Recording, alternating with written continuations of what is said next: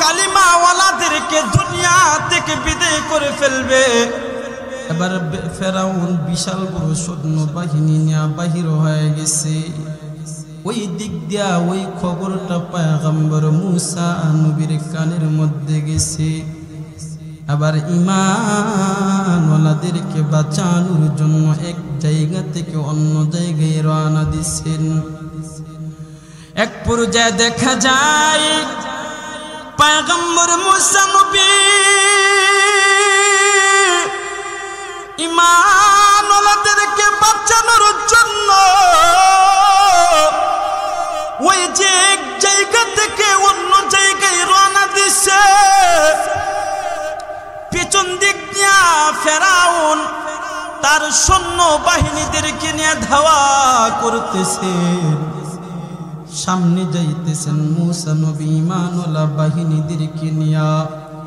যাইতে যাইতে যাইতে যাইতে এক পর্যায়ে দেখা গেল যাইতে যাইতে গিয়ে দিকে সামনে বিশাল বড় একটা সমুদ্র। সমুদ্রের মধ্যে নাই কোনো ব্রিজ, নাই কোনো নৌকা, নাই কোনো মাঝি, কোনো কিছুই নাই। আল্লাহর পয়গম্বর মুসা নবী দেখা গেল ওই যে ঈমানওয়ালাদেরকে বাঁচানোর জন্য সামনের দিকে তাকায় দেখে তো বিশাল বড় সমুদ্র।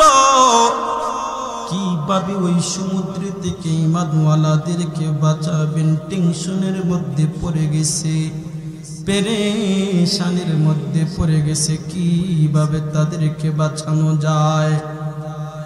আল্লাহর পয়গম্বর পেরেশানি করতেছেন। আল্লাহ তাআলা ডেকে ডেকে বলতেছে, রে মুসা টেনশনের কোনো কারণ না, পেরেশানির কোনো কারণ না। তোমার হাতের মধ্যে যে লাঠিটা আছে ওই লাঠিটা তুমি জমিনের মধ্যে ওই সাগরের মধ্যে একটা বাড়ি দাও। সঙ্গে সঙ্গে পয়গম্বর মুসা নবী ওই হাতের লাঠিটা দ্বারা সমুদ্রের মধ্যে একটা বাড়ি দিছি। বাড়ি দেওয়া মাত্রই সমুদ্রের পানিগুলা দুই পাশে যায় অনেক ভিআইপি সুন্দর রাস্তা আমার আল্লাহ বানায়া দিছি। এত বিশাল বড় সমুদ্রের মাঝপথে এত সুন্দর রাস্তা আমার আল্লাহ তাআলা বানায়া দিছে। কাদেরকে বাঁচানোর জন্য? ঈমানওয়ালাদেরকে বাঁচানোর জন্য। জোরে কোন ঠিক না? আল্লাহওয়ালাদেরকে ঈমানওয়ালাদেরকে বাঁচানোর মালিককে।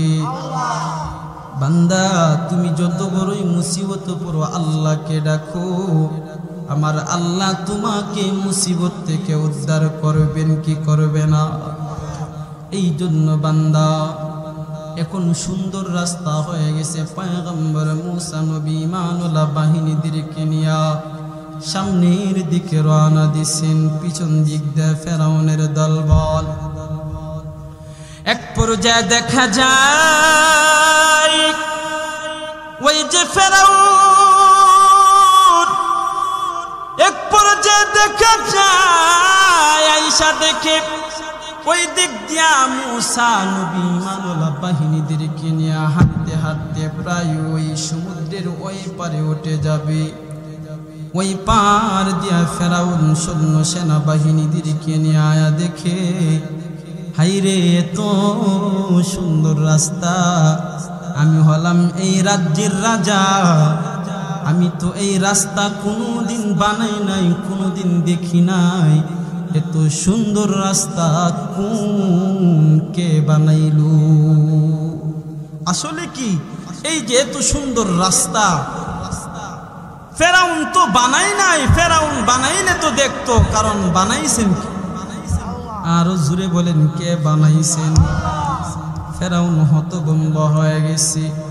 এত সুন্দর রাস্তা দেখে বলে ধর মূসা এবং মূসার বাহিনীর ধ্বংস করতে হবে ধর।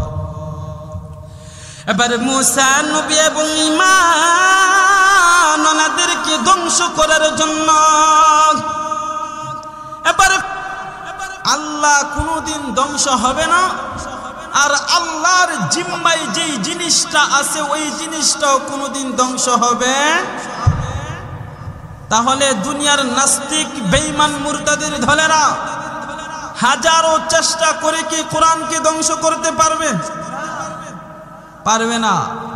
কারণ এই কোরআন দুনিয়ার কোনো জিম্মাই নাই, এই কোরআন আমার আল্লাহ তাআলার জিম্মাই। আর আল্লাহর জিম্মায় যে জিনিসটা আছে ওই জিনিসটা পৃথিবীর কোনো নাস্তিক বেঈমান মুরতাদের দলেরা কোনো কিছুই করতে পারবে না। জোরে কোন ঠিক না?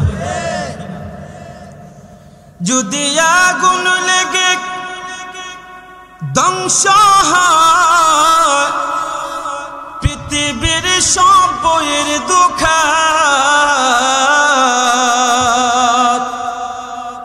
তবু বিশ্ব থেকে হারাবে না পবিত্র কুরআন, তবু বিশ্ব থেকে হারাবে না পবিত্র কুরআন।